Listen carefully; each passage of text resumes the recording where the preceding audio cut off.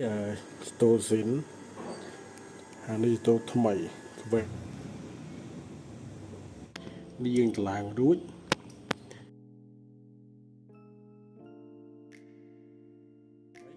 ហើយអ្នកគ្នាបានឃើញនៅក្នុង intro ហើយថាវិធីរបស់ថ្ងៃនេះយើងចង់ធ្វើអី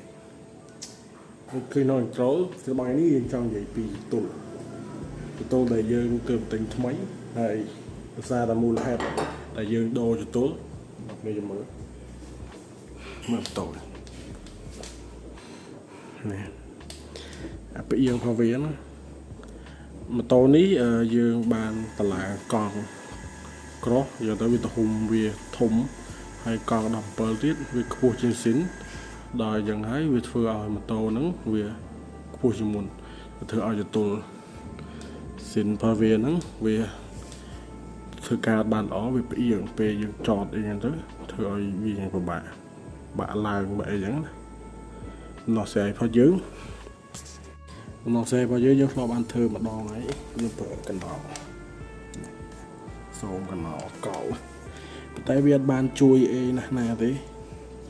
វាក៏ឲ្យធ្វើខ្ពស់ជាងមុនតិចប៉ុន្តែវានៅតែអត់ទាន់ដល់កម្ពស់ចង់បានហើយដែរវាបានកំងទូថ្មីចូលនេះកំងពីថៅប៉ៅតម្លៃវាប្រហែលជា$4ជាងមកថៅប៉ៅរៀងវាចេះពោះប្រវែងវាវែងជាងស៊ីលវាវែងជាងស៊ីលហើយចាំមើលពេលយើងដោះអានេះចេញចាំយើងយកមកវាស់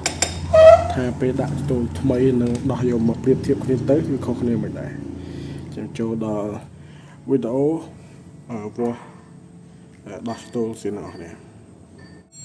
ដោះសវាជាងសិន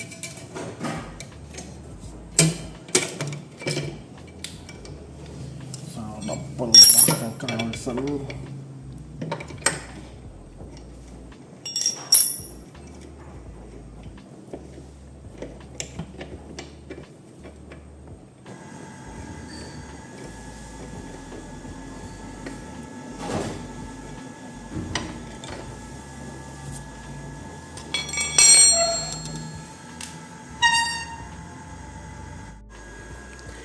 អានេះស្ទូស៊ីនប្រវែងវាប៉ុណ្ណឹងហើយនេះទូថ្មីវែងជាងតំណផ្សារវាមិនអីទេទៅទំហំដៃកុំខុសគ្នាប៉ុន្មានដែរប្រើបានហើយធំជាងទៀតសាច់ដៃអញ្ចឹងប្រវែងអានេះប្រហែលជាមិនប្រហែលគឺ27 cm អានេះប្រហែលជា24ហើយឥឡូវចូលទៅដល់ការតម្លើងអ្វីនេះម្ដង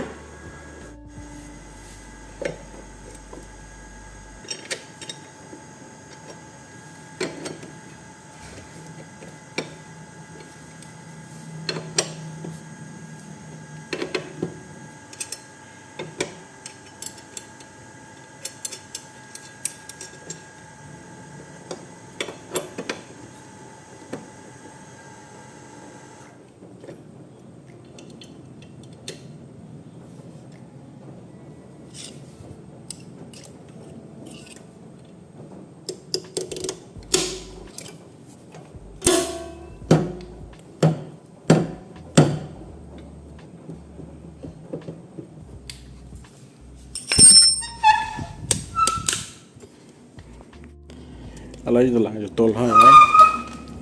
នេះទូស៊ីននេះរត់វាវាអត់ត្រូវដាក់កណោលទេព្រោះកណោលវារឿងខ្ពស់ដែរ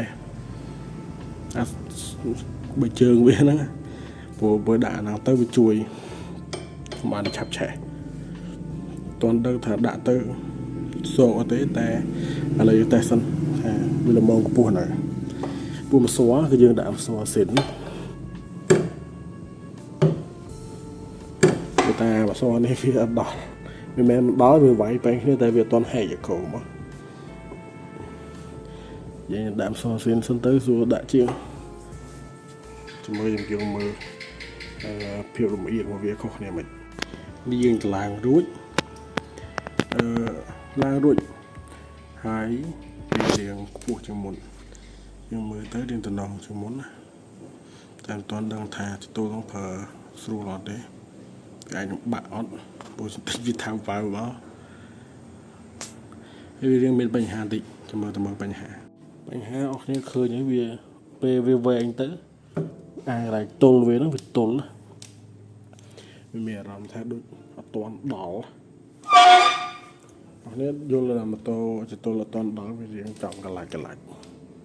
តែមើលទៅវាដកកន្លាច់ទេមិនដឹងថាមកពីដាក់អសខុសមិនអូមែនម្សនេះដូចដាក់ច្រាស់ជាមួយសាដូដាក់សាដើមវិញមកចំពោះបញ្ហាហ្នឹងវាមិនមកពីសួរទេតែថាមកពីខាងនេះវាមានដុំវាមួយកលឡើងហ្នឹងទៅវាធ្វើអីនេះវារត់ពីមុនតែវាបានត្រង់អញ្ចឹងហើយគឺទៅវាមានបញ្ហាទេហើយបញ្ហាវាក៏អត់ច្រើនដែរបានតេស្តមើលហើយស្រួលជាមុនហើយខ្ពស់ជាមុនដែរ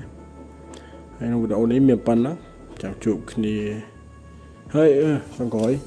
កុំភ្លេចជួយចុច like subscribe នៅវីដេអូនេះផងចូលចិត្ត like ហើយនិង subscribe ឲ្យចង់មើលវីដេអូបន្តទៀតចាំជួបគ្នានៅវីដេអូក្រោយផ្សេងទៀតហើយបើមានអីអាប់ដេតទៅលើចូលហ្នឹង